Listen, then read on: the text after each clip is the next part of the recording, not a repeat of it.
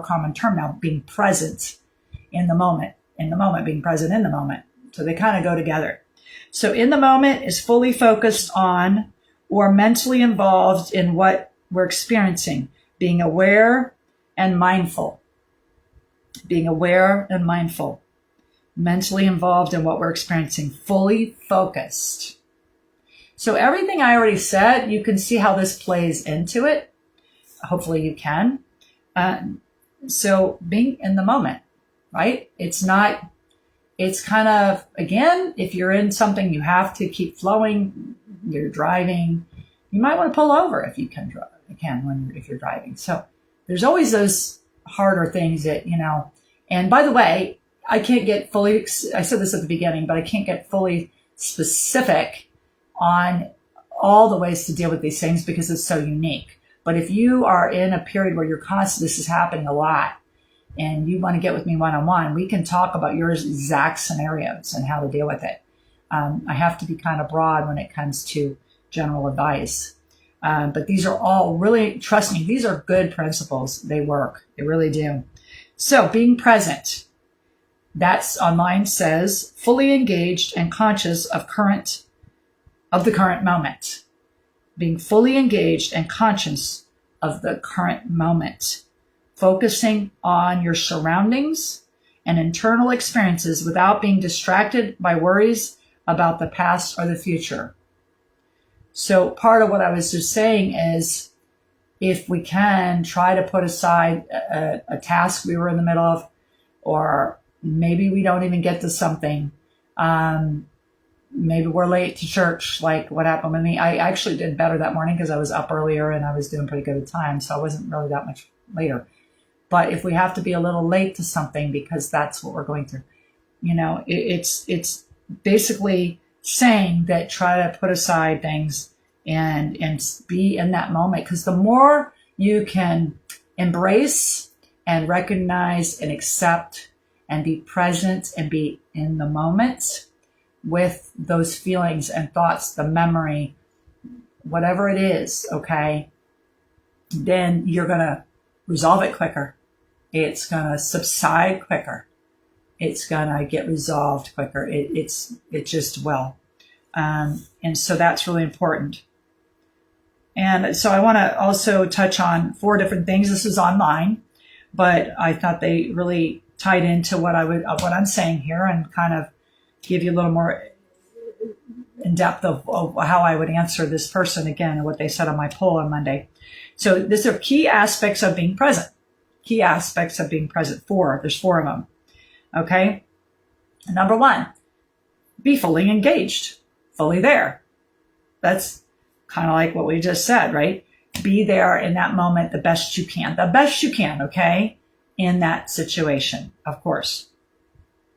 So that's the first one. And the second one is mindfulness without judgment. Being mindful without judgment. And the first word under that was accepting. There's that acceptance principle that I see show up a lot in the wisdom that God's given me. Acceptance. It's one wording. It's not the only way to put it, but I think it's really good. One of the verses I love that have really ministered to me as I was praying for my mind to be renewed and really to grasp God's unconditional love for me is that I'm accepted in the beloved. It says that in Ephesians 1. I'm accepted in the beloved. Doesn't that sound beautiful? I'm accepted in the beloved. Acceptance. I need it. One of my big issues of my life has been rejection, and I'm done with that. There might be some little tentacles still there and things, I'm sure, but I am done with rejection, and that's because I got revelation of how much God loves me and accepts me just as I am. And so acceptance is huge, right? Rejection is bad, and it's one of the enemy's tools to try to make us feel rejected or have rejection come at us. So accepting the thoughts and feelings and the sensations without labeling them as good or bad, or trying to control them as they arise. Mindfulness without judgment is accepting thoughts and feelings and sensations without labeling them as good or bad, or trying to control them as they arise. Yeah. So I like that. It's interesting. It's without judgment on the actual thoughts and feelings, because we usually think of, people judging us, and that happens too. But, they're not good or bad. The feelings are not good or bad. The grief is not good or bad. Is it fun to go through it? No. Most of the time, it's not fun. Most of the time, it doesn't feel good. Most of the time, we'd rather not experience it or feel it or think about it or what have you. But it's still not bad. God knows that we grieve. Ever since sin came into the world, there's been grief because there's been death. Okay? So God understands it. He can deal with it. He has emotions. We see his being pleased in the Bible. We see his anger in the Bible quite a bit, and probably other emotions too, but those are two I'm going to mention right here.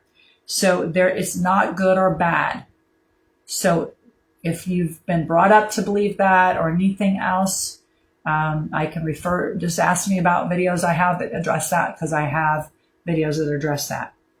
Okay? So that mindfulness without judgment, that's the way it put it on mine, and I like that because it's accepting. It goes right back to the acceptance again that I already mentioned for my first point, really. Okay? So, and then the third one under key aspects of being present is awareness of your surroundings. Awareness of your surroundings. Awareness of the five senses, or what senses you're pulling in. Oh, I just got triggered because I saw that butter commercial of Heidi's butter that she used to eat. Recognize and just say it. I feel anger all of a sudden. I feel if you say that, especially about anger, it right away starts dissipating it. Noticing the sensory details. It's awareness of our surroundings includes noticing our sensory details. Kind of being aware of the sensory details. Like my mind was like, when that happened last November, I was like, what in the world's going on? This is a grief burst. And so I was able to recognize that. And the fourth one is letting go of distractions. So I kind of hit on that already too. Letting go of distractions. Put aside other tasks if you can, even if it's just for a few minutes, even if you're in the middle of it, if you can. Maybe you have to finish the task, and as you're crying or whatever. But try to focus on what's happening inside you now at the present. Be aware and recognize, like I said, and accept what's right now happening inside of you. So those are the 4 points that I saw under key aspects of being present, which goes back to what I've already shared. Another video I recommend that breaks down how is kind of how you can, like kind of 4 steps of how you can work through emotional expression, like just emotions you need to get out or something you're processing at the time. The video is called Emotional Self-Care Tips, and the other title to it is 4 Keys to Safely Express Emotions. 4 Keys to Safely Express Emotions. So even if you just put in emotions under Julie Kettles, which, my channel is Julie Kay Kettles, but you will find me under Julie Kettles. If you put in emotions, you're going to see hopefully a bunch of videos on emotions. And that's one of them that you could go to. That's a shorter video that kind of helps you to know how to step by step deal with this. So another thing that kind of goes back to, these are general things to get in your mind, is like that grief isn't bad. It's part of your love. It's actually good. It doesn't feel good all the time, but it's a good thing. It's a God-given thing. And so it's kind of knowing that. And then, think of it as not keeping the grief trapped or stuck inside of you. Instead of you being controlled by the grief, it makes it sound like it's bad or it's the enemy or it has control of us. And it's definitely there. And we cannot stop it from being there once it's there. So we can't control that, but we still can. We still have control over ourselves in a general sense and what we do and how we handle things. So another thing, though, that you can do is just plan, especially during the holidays. Make a plan for how you can honor your loved one. Small way, like lighting a candle, simple as lighting a candle is what a lot of people say, or a whole service, or, maybe a whole family get together where you have a meal together and talk about the memories, whatever it would be, whether it's small or large, or going and donating to a a cause in honor of your loved one, whatever it is, it's good to be intentional about a way to honor them during the holidays.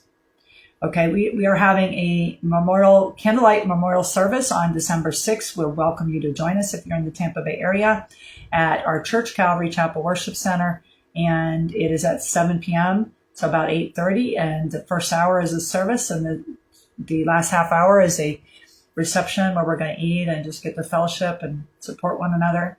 And you get to light a candle in honor of your loved one during that service. You get to put a picture in our slide presentation if you want to of your loved one.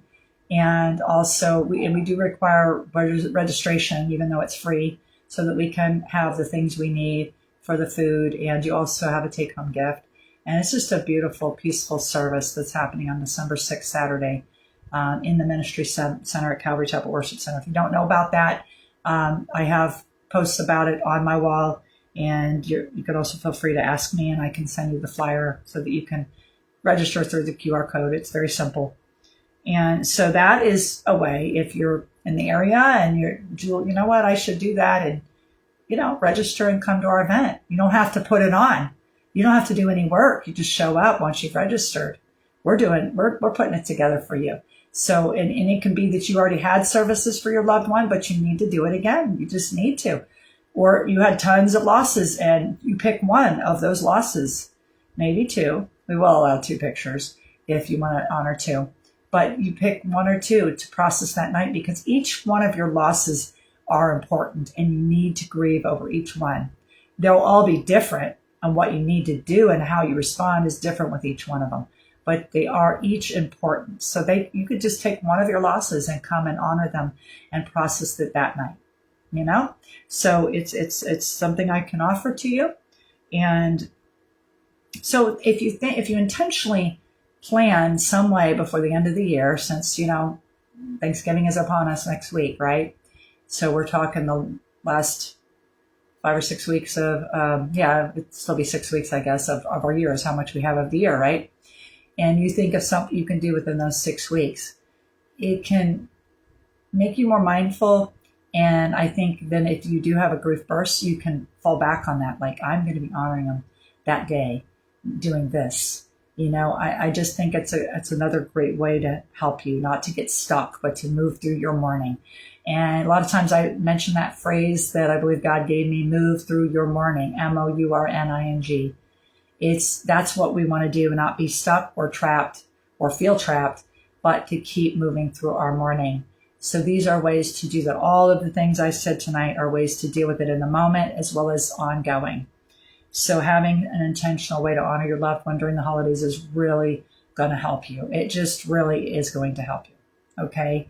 Especially if that loved one normally was a huge part of the holidays.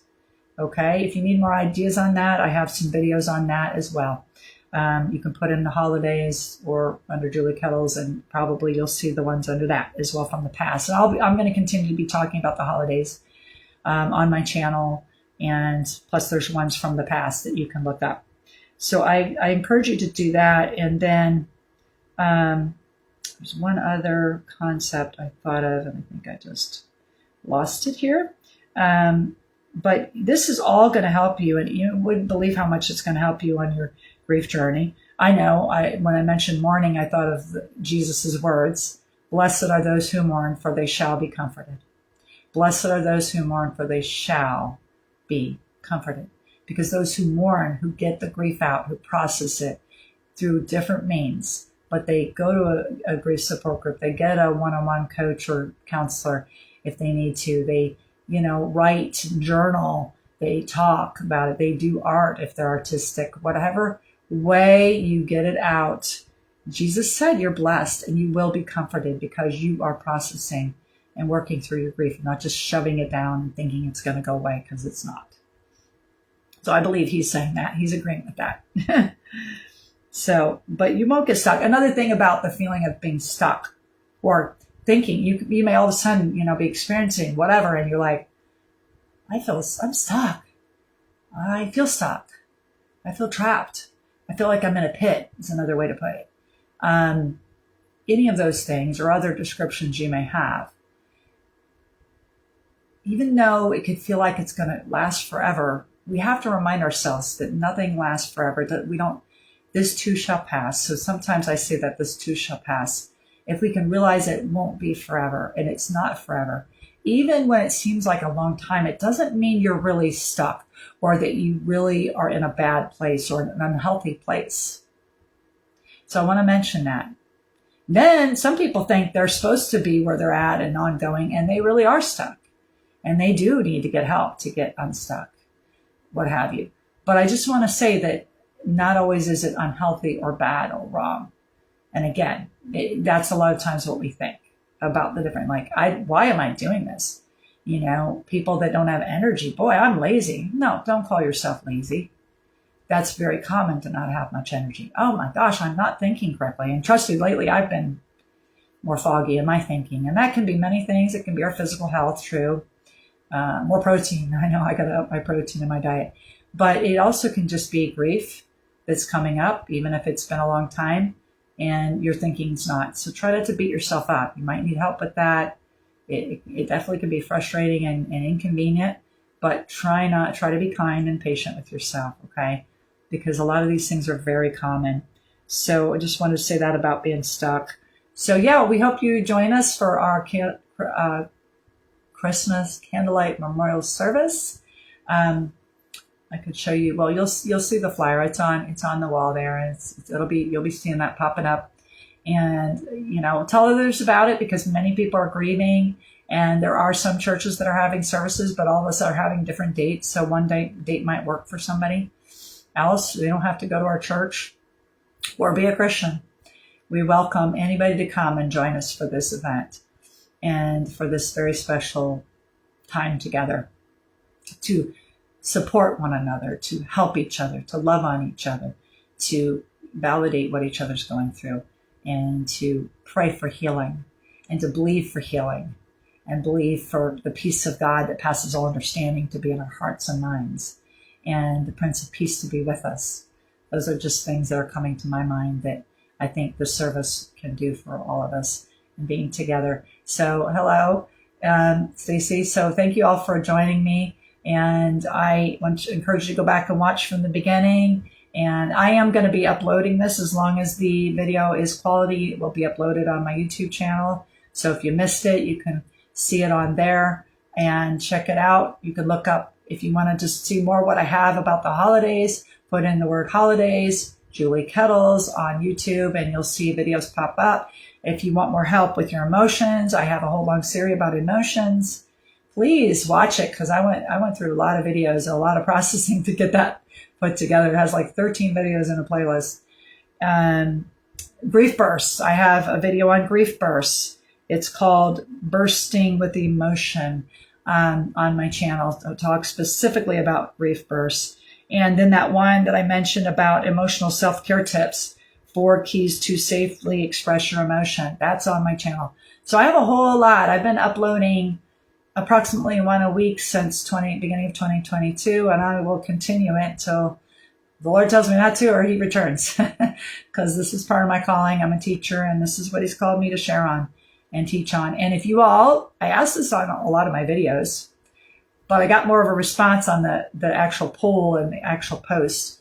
But if you want me to address you have a certain question, you want certain help, how to deal with anything specifically, feel free to message me, to text me if you have my number, message me on Messenger, comment here, comment on my channel, wherever you want to, all different kinds of ways. Email me. It doesn't matter to me.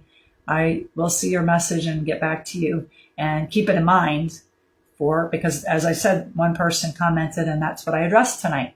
So I would love to have that, because there's many things I can talk about, but I want to know what you need and what the community needs. And I'm so thankful to have Gary Rowe in my life and learned from him and continue to learn from him and from others and from the Holy Spirit himself. So thank you all for joining me tonight. And please share this video out and get on the YouTube. Subscribe if you haven't. And what I really need, y'all can pray for. And you can be a part of this if you want to, because as I say, you don't have to always watch my videos and stare at me by any means. You could just listen to it when you're driving or doing chores or what have you, and that, or relaxing at night instead of watching a show, get on and get some help for the things, is I need more regular viewers. So I'm believing, I was at 2% a month or so ago, and I saw recently I'm up 7%. I'm believing for it to go past 10% regular viewers as far as the people who are watching. So I need more regular viewers, and those who need the help, there is free help that you can do even when you're doing something else or driving around on my channel. And yes, there's other people talking about grief and loss, but not a ton of people. So yeah, so if you are willing to watch a video a week of mine and go all the way through it, try to listen all the way through it, that would be awesome. The longest videos I have are half an hour, but that's not that many. And many of them are like 15 minutes, some 20 minutes, some I'm doing shorts. So I have lots of shorts now. So I would really appreciate if y'all would pray for me on that, because I'd love to have my channel monetized eventually. And so to not, again, to help people and to help with the investment of time that I put into this for years now. So thank you, and thank you for watching and becoming a regular viewer if you're willing to. Thank you in advance. God bless you. Julie Kay, helping you find your way through grief and loss. Signing off. Bye-bye.